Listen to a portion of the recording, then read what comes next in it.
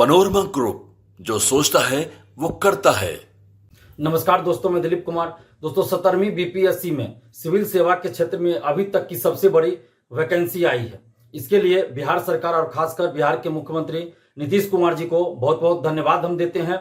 लेकिन साथ ही हम नीतीश कुमार जी से और बीपीएससी से ये मांग भी करते हैं कि किसी भी तरह की परेशानी अभ्यर्थियों को नहीं होना चाहिए। अभ्यर्थियों के साथ किसी भी तरह का अन्याय नहीं होना चाहिए। इस बहाली में इसका भी ख्याल रखा जाए।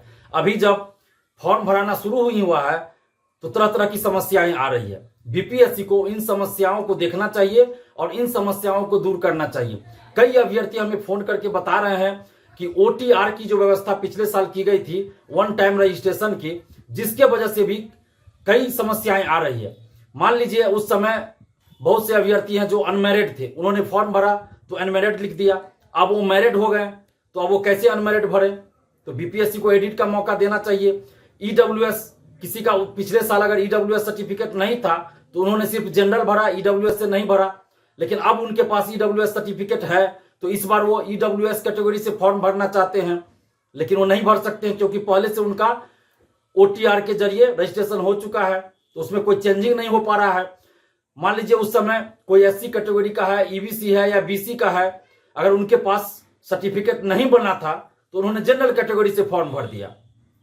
लेकिन अब वो अपने कैटेगरी से फॉर्म भरना चाहते हैं क्योंकि अब उनके पास सर्टिफिकेट बन चुका है, तो इसलिए वो भरना चाहते हैं अपने कैटेगरी में, चाहे एससी में हो, ईबीसी हो या बीसी में हो। लेकिन उनका जनरल कैटेगरी में ही आ रहा है फॉर्म, क्योंकि वो ओटीआर के जरिए जनरल कैटेगरी में जो पिछले साल उन्होंने भर दिया वही चीज अभी आ रहा है, उसमें एडिट नहीं हो रहा है। तो ये तरह तरह की समस्या आ रही है। मान लीजिए पिछले साल किसी ने फॉर्म भरा, गलती से कुमार की जगह कुमारी हो गया या कुमारी की जगह कुमार हो गया, या कोई और भी मिस्टेक से कुछ ऐसा हो गया कि जो नहीं भराना चाहिए, स्पेलिंग मिस्टेक हो या कुछ और हो, तो उसमें सुधार का मौका नहीं दिया जा रहा है। एक बार अगर गलती पिछले साल हो गई तो वही चीज इस बार भी उनका रह जाएगा और आगे भी वही रह जाएगा। तो ये तो नहीं होना चाहिए ना। और कम से कम इतना तो होना चाहिए, जो ओटीआर की व्यवस्था की गई तो इसमें कम से कम ये चीज रहना चाहिए कि नाम, डेट ऑफ बर्थ, पिता का नाम, ये सब चीज चेंज नहीं हो सकता है। लेकिन बाकी जो और चीजें हैं, मैट्रिक, इंटर, ग्रेजुएशन कहां से किया, कितना उनका मार्क्स आया, कितना परसेंटेज मार्क्स आया, कितना टोटल मार्क्स आया, ये सब चीज चेंज नहीं हो सकता। तो ये सब चीज का उनको रखना चाहिए कि एडिट नहीं कर सकते मान लीजिए। लेकिन कोई उन सब में अनमैरिड थे, अब मैरिड हो गए, तो वो कैसे अभी अनमैरिड चलेगा? मैरिड लिखना पड़ेगा उनको। तो इसलिए बीपीएससी को चाहिए कि 17वीं बीपीएससी का जो फॉर्म अभी भराया जा रहा है उसमें एडिट का मौका दें, ताकि अभ्यर्थी अपनी सही जानकारी भर सके। नहीं तो बाद में फिर आप ही कहिएगा कि आप मैरिड है और अनमैरिड भरे हैं। कोई ईबीसी में है, कोई बीसी में है, कोई एससी में है, उसको मजबूरी में जनरल में फॉर्म भरना पड़ रहा है क्योंकि पहले उन्होंने जनरल में भर दिया, उस समय उनके पास डॉक्यूमेंट्स नहीं था। अब तो है डॉक्यूमेंट्स, तो अब अपनी कैटेगरी में भरना चाहते हैं। ईडब्ल्यूएस उस समय नहीं था तो जनरल सिर्फ भरे, यूआर भरे। अब उनके पास ईडब्ल्यूएस, तो ईडब्ल्यूएस भी भरना चाहते हैं। तो इस तरह की कई समस्याएं हैं।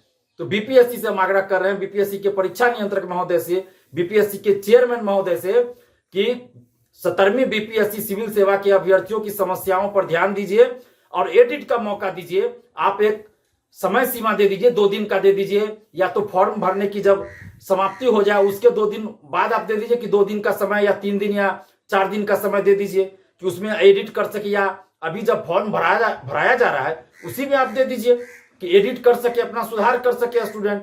नहीं तो फिर फॉर्म भरने का कोई मतलब ही नहीं रह जाएगा, क्योंकि पहले से जो लोग भरे हुए हैं उसमें संशोधन करने की जरूरत है। मैंने उदाहरण भी दिया। तो इसलिए हम बीपीएससी से आग्रह कर रहे हैं कि आप इसमें सुधार का, एडिट का मौका दीजिए, नहीं तो फिर बीपीएससी अभ्यर्थियों के साथ ये अन्याय हो जाएगा। और मुख्यमंत्री नीतीश कुमार जी से भी आग्रह कर रहे हैं कि आपने इतिहास की सबसे बड़ी वैकेंसी सिविल सेवा क्षेत्र में निकाली, तो कम से कम आप बीपीएससी को यह दिशा निर्देश दीजिए कि अभ्यर्थियों के साथ अन्याय न करे बीपीएससी, और अभ्यर्थियों की समस्याओं का समाधान करे। इसमें एडिट का मौका दे ताकि अभ्यर्थियों को फॉर्म में सुधार का मौका मिले और किसी भी तरह की त्रुटि न रहे, गड़बड़ी न रहे। पनोरमा ग्रुप, जो सोचता है वो करता है।